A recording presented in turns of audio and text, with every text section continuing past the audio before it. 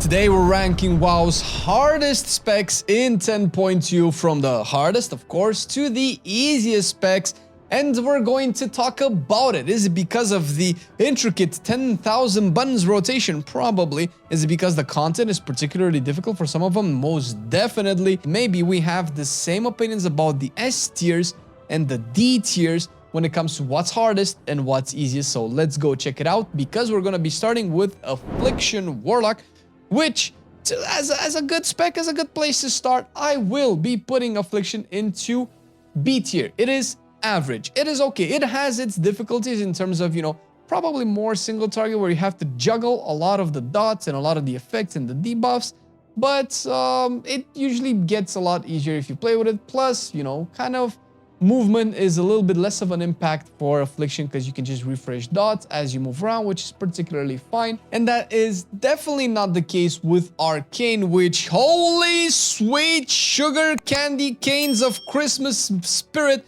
Arcane is difficult, dude. Wow. Wow, just look at all of these things you have to do to be able to do damage. Jesus, this is actually a degree you have to get credit in to be able to play this spec. What is even happening here? God damn! It's hard, okay? Listen, Arcane is difficult. You will be punished a lot if you fuck it up, and on top of all of that, the content is not really in your favor when it comes to, playing a hard casting DPS spec. Sure, you have Arcane Barrage and Arcane Orb that are just particularly instant, and in AoE you can probably sometimes maybe spam Arcane Explosion, that's about it, but everything is just funnel damage, everything is just raw touch of the Magi, rotation, Radiant Spark, just making sure that the globals are just the amount of right to be able to do actually really good damage. But then again, I'm not a big mage player, so usually mage specs are a little bit harder for me to assess and harder for me to play because I don't have the experience and the relaxation, the comfort of playing them essentially. Comfort is important if you want to play your spec efficiently, and comfort is also really important if you want to be able to play WoW with proper add-ons and not have to worry about having the right add-ons or not finding the right add-ons, which is definitely easy to do with CurseForge, the sponsor of this video. We have been using CurseForge since day one, and we haven't stopped because it is actually the best way to get add-ons and to install add-ons and to update add-ons with just a couple of clicks away. CurseForge is also free to get. You can just get yours by clicking down below in the link, and you'll be supporting the Marcelian&Online team in the process as well. Thank you, CurseForge, for sponsoring this video and making sure our add-on lives are way easier to manage. Way easier than Arcane Mage, but it's as easy as Arms Warrior is. Arms Warrior is going to go into C tier, baby. C tier is just below average. Arms is not as difficult as it once was. It's also particularly annoying this year. You're kind of just responding to procs, which is not necessarily bad, but it doesn't feel like it has that tactical advantage anymore, and that's kind of a shame. That's probably why I'm not maining Arms anymore, and probably why I'm wondering why I'm not maining Assassination, because dude's going into A tier, man. Listen, it was very close to getting into S tier because Assassination with the rework has actually changed quite a bit in terms of what it does, what it requires, and how much it punishes you for fucking it up. And that's particularly in how you're using your Kingsbane windows and your Shadow Dance windows. It's not as bad. It's not as bad as maybe some other rogue specs, but it's definitely new and definitely a thing to get accustomed to. Balanced Druid, also a little bit subjective because it is my main. I don't think it's particularly difficult, at least in AoE, it's particularly easy. What's difficult really with Balanced Druid, maybe I'll put it in front of Arms for you, is actually knowing how to ramp up, being able to ramp up in terms of AoE dot spreading, which is not, it's just type targeting, but you're going to be getting Astral Power in the meantime. You probably want to get Eclipse as soon as possible. Sometimes before you actually go into your damage, you might need to put an Ursol down, you might need to do a Solar Beam, you might need to pop your Bark Skin because the tank loses aggro while you put dots up. That's a thing, right? Balanced Druids, I'm not alone in this. But probably the real difficulty comes in its single target rotation, where it's a little bit more specific. You play also Warrior of Elune. You kind of have to really think of your globals to make sure that you squeeze as much damage out of the spec as possible. But even with that being said, I don't think it's as difficult as Affliction, but at the end of the day, both of them are particularly easy. Not as easy as Beast Mastery, of course, which to nobody's surprise, it is D tier. But I do have to stress this every time because I like a meme. Listen, as much as the next guy, I like a meme. And Beast Mastery can be a meme for being a particularly easy spec. However, it is not a meme for people who meme on it but do not have the capacity to actually play it. Listen, it is an easy spec, but you still have to do some things particularly exactly the way you have to do them to do the damage, and not everybody's doing those things, probably more than other specs. But still, it is an easy spec to get into once you kind of understand how Frenzy works, how to spread AoE, how your pet works, and that's gonna take you about 5 minutes. Moving into Blood Decay, also particularly because I've played a lot of Blood Decay, this will not be as hard as other specs. The difficulty in Blood Decay comes into higher end content because Blood Decay's efficiency essentially relies around you knowing exactly how you should do your runic power generation, because if you mess up your runic power generation, especially in high octane AoE scenarios, raids is usually a little bit easier, you will die. And the thing is, you don't know you're dead until 5 or 10 seconds elapse because you didn't generate the right amount of runic power when the time was needed, so you fell behind on your runic power economy, and now you don't have enough for a death strike. That's kind of the thing that Blood Decay kind of still struggles, although it's probably one of the simpler tanks to play. Not unlike Brewmaster, because dude, Brewmaster is a fucking pain to play. You have so many buttons to play with these days, and like 80% of them are just damage dealing buttons, which sure, tanks need to do damage too, but it's just damage dealing buttons. Outside of Flame Breath maybe, and Kick Smash, that they hardly interact with your kit at all, and it just feels like you just want to optimize DPS, which is not a bad thing, but I would rather play a DPS before I play that. But there's so many of them that you have to juggle, and you have to juggle properly, because otherwise you might topple over if you do DPS instead of actually survive the damage that you take. That's probably what's putting Brewmaster there as probably the community agreed upon most difficult tank to play in Dragonflight. Demonology will be similar to Affliction to me, maybe slightly more difficult because it has changed a little bit.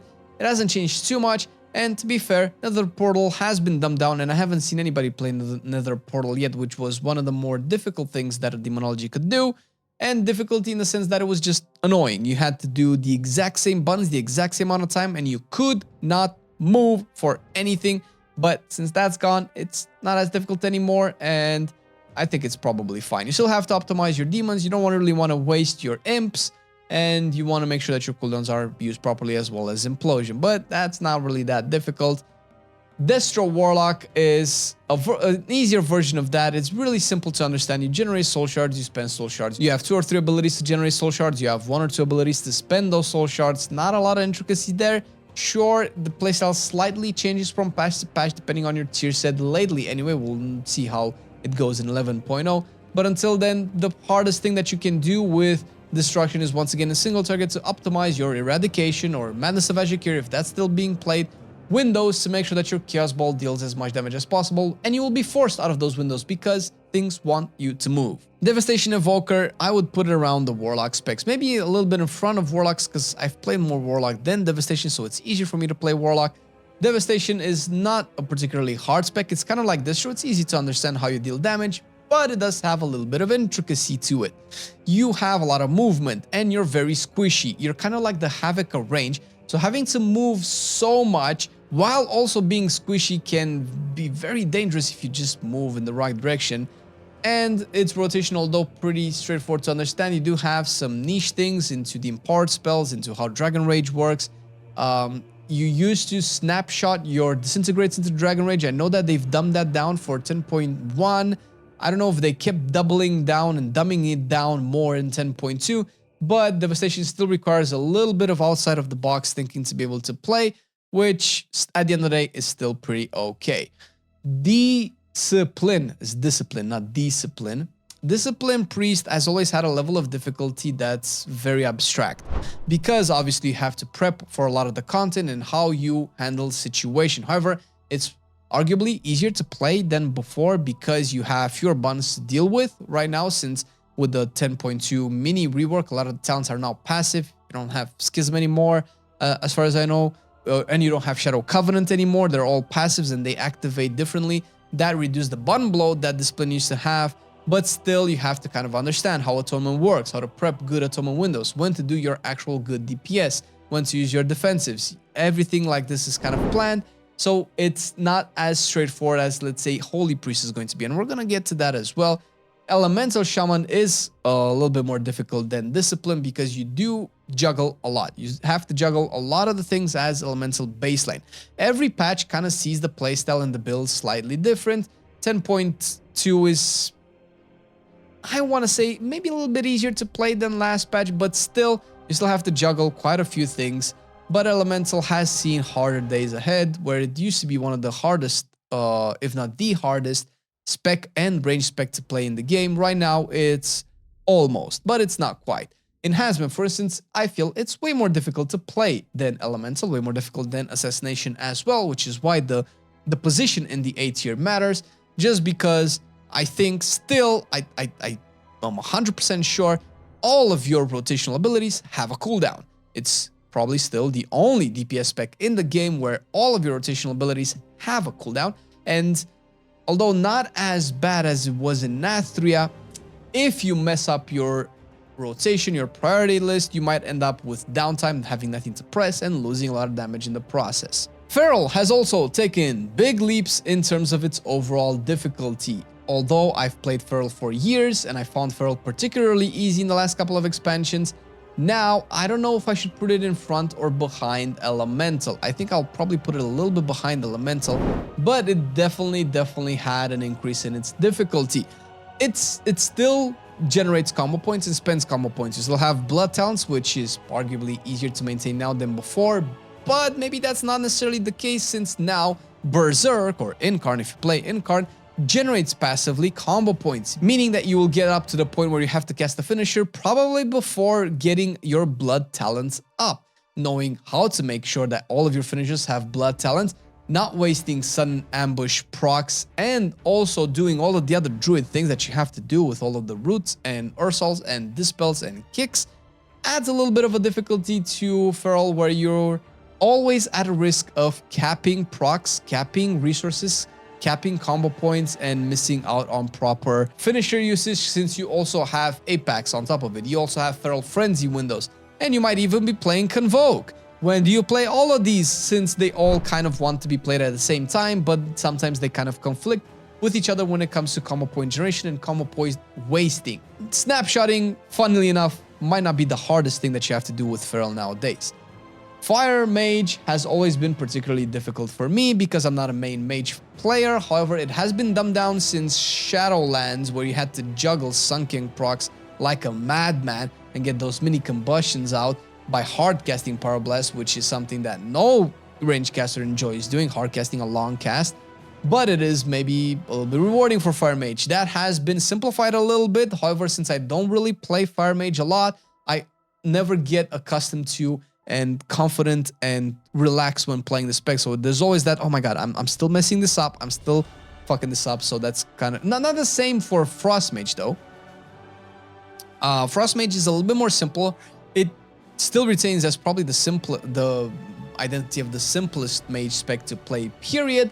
And although it might not be as simple as it was in Shadowlands, from what I've played so far and from what high-end Frost Mage players are still saying and reverberating, it's still not that difficult. It's around B tier, I would say. Frost DK is the D tier melee spec of this patch. Now, Frost DK can have its level of difficulty when you play Breath of Sindragosa, which is fair. You're not going to play Breath of Sindragosa very much, maybe a little bit in raid before you get your legendary, which you might get soon, but pretty much no other content you can play Obliteration, which is significantly easier, less punishing, and just using 2 or 3 buttons, which is kind of the meme for Beast Smasher as well. Sure, you can fuck up the rotation a little bit and lose a lot of damage, but people are just focused on the amount of buttons. And hey, listen, Frost DK is probably easier than ARMS at the very least. I have debated about putting Fury down in D tier, but I honestly don't know. It feels like ARMS is still a little bit more difficult than Fury, but Fury might still have some things you want to keep in mind of, especially with this tier. Last year, you had to keep track of your crit for your Bloodthirst by use of external resources, which is not an ideal way to play World of Warcraft. But now the tier set, which was incredibly simple, that would have made Fury probably bottom of the list when it comes to difficulty, did add a little bit more depth to it, not as much. I'm still debating rather, if I should put it into D tier or not, but I'll probably leave it into C tier. Bear. Now, is Bear going to go into D tier as the community accepted easiest tank to play? Normally, yes, it's still easy to play, don't get me wrong. Probably still the easiest tank to play, maybe not, and we're gonna get to that as well. But Bear actually does face a little bit of a skill issue. I will probably put it into... I play both. I main balance and I play probably more Bear than balance. And as a main Bear player, Bear lover, and Bear enjoyer, Bear is a little bit more difficult this time around. For people who haven't played it yet, it might even be B tier because of the amount of things that you have to do. You have obviously your Bear things, which are, you know, 2 or 3 more buttons than it used to be back in Shadowlands, which is not, still doesn't make it particularly hard.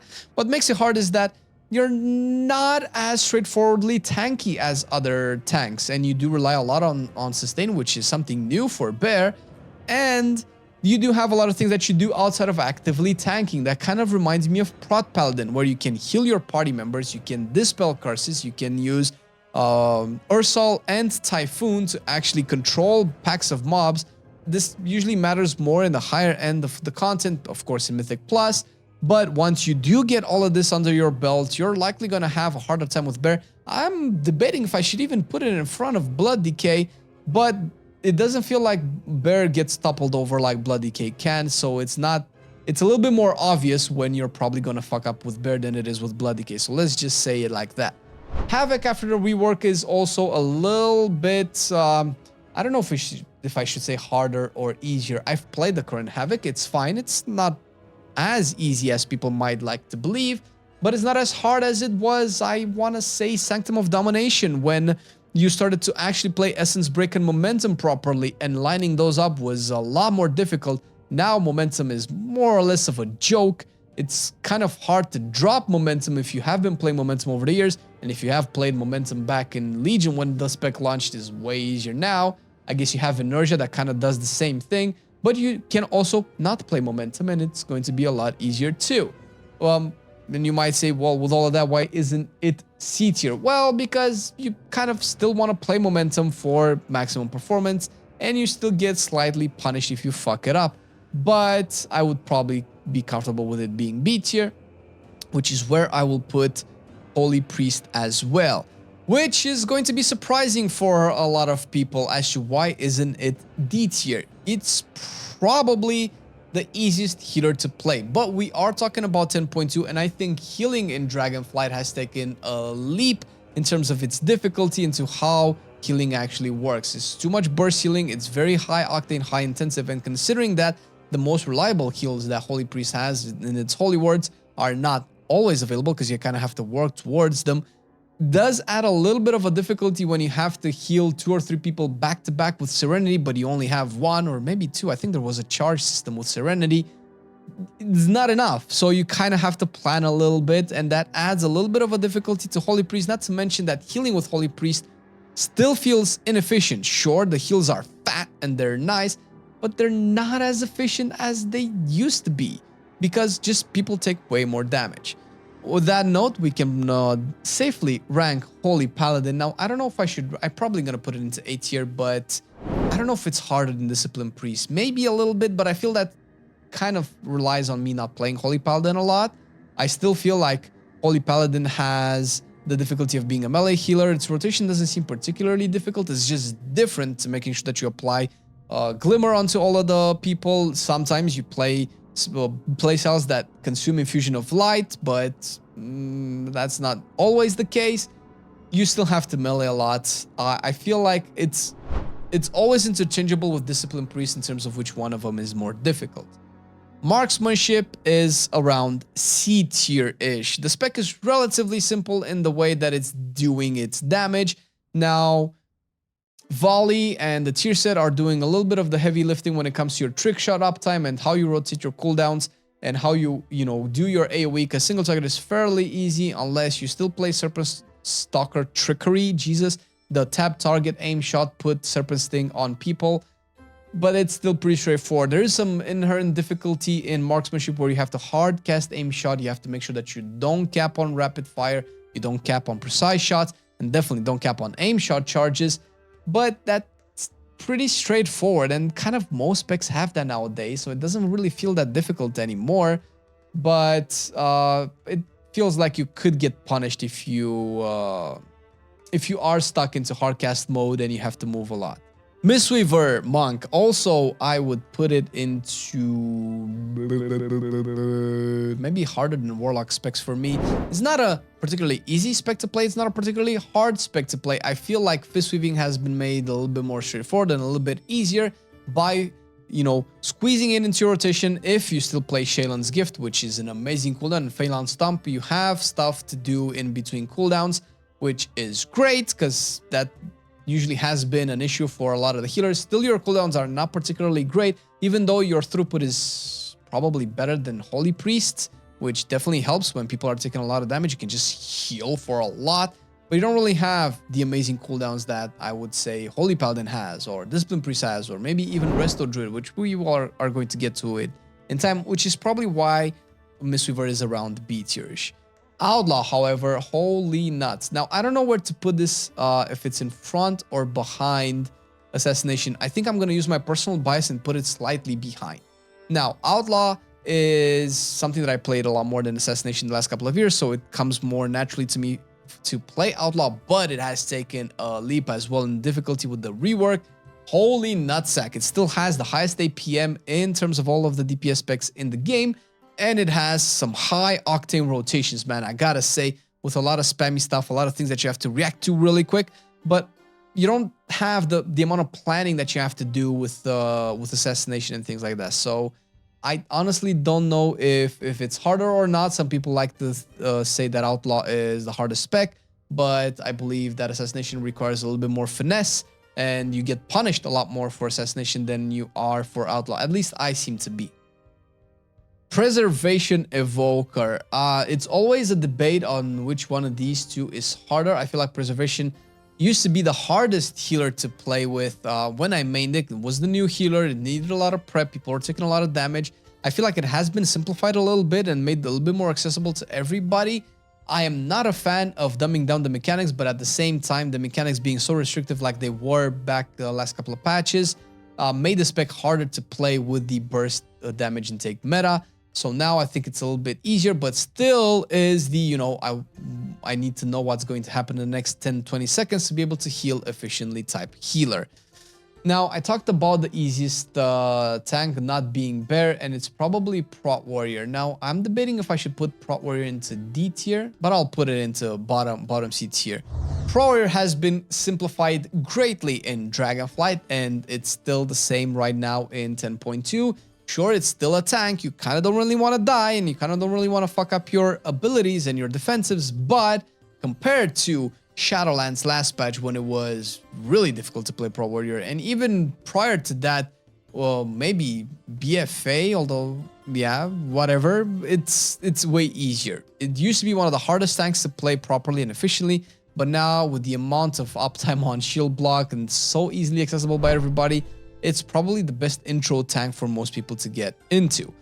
Not the same thing for Protection Paladin, although Protection Paladin used to be the hardest tank to play, I believe, and definitely in Shadowlands, mid-Shadowlands, maybe even last patch, but it was always like probably slightly behind Brewmaster. Now it seems to be just really good. Obviously, I'm a little bit biased. I played a lot of Prot Paladin. I don't find it particularly hard.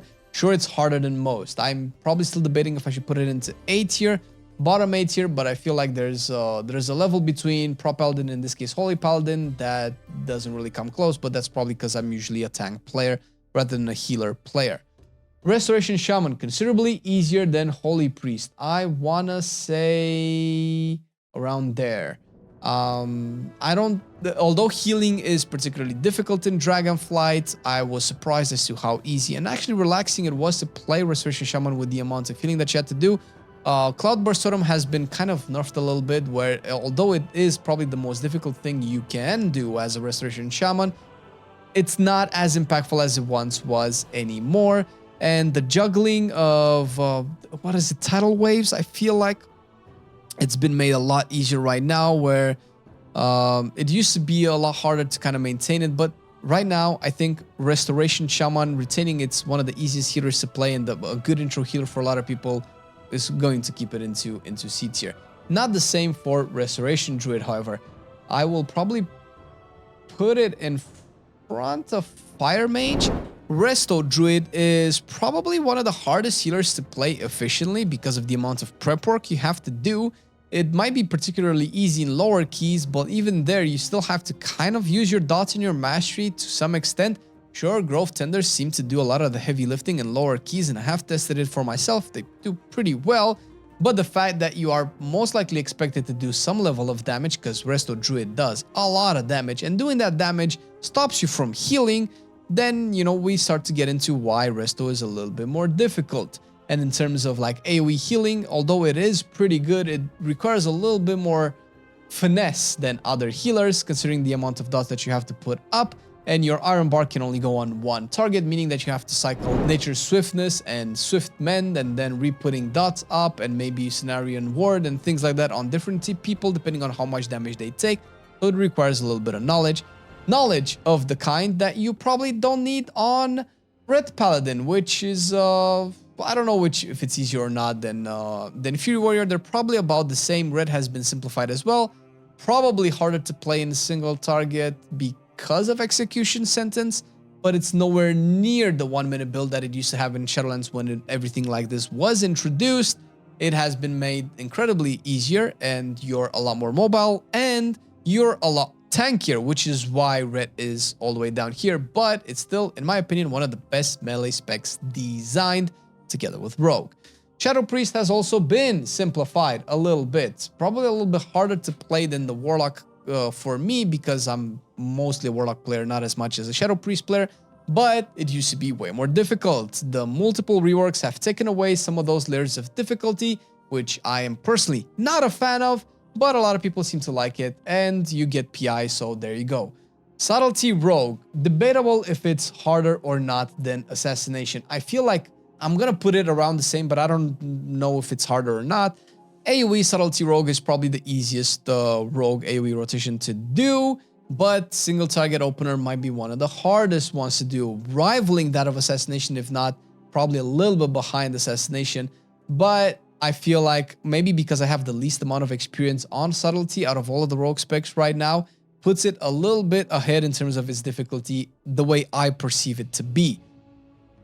Survival Hunter, really easy. Well, close to being C tier. I feel like as a Survival Hunter, you have access to an extensive amount of utility that you cannot just overlook and underestimate. Then you have to rotate within your rotation. Plus, you're a melee and you're a very squishy melee. So maybe the same argument for Devastation as well, where although the spec might not be too difficult to play, the fact that you have to really take care of your positioning, and the fact that you have movement abilities that require you traversing from A to B through particular dangerous patches of fire and things like that that can be hit with, you know, Disengage and Harpoon, can put you into sticky situations, and that's not necessarily nice, and your defenses are very poop. But in terms of dealing damage, I feel like whenever you have a tier set that does bomb damage, I feel like the spec is just incredibly easy. Now, I want to put Unholy kind of around, I would probably see it around Survival. I don't know if it's harder or not, it's less mobile, but it's a little bit more tanky. Its rotation requires a lot more setup than Survival, so maybe put it a little bit in front. You're still not playing Bursting Swords, which is probably the highest skill cap Unholy build to play, at least in my opinion. The build that you play right now is not particularly easy, not particularly difficult. Maybe Gargoyle is a little bit more demanding onto how you use your globals and your setup than anything else, but even that becomes repetitive and easy to get into once you play a little bit of Unholy. Vengeance, together with Havoc, has received, of course, a rework. I don't particularly see Vengeance as being a difficult tank. It's slightly different than before. I would probably put it close to the other tanks.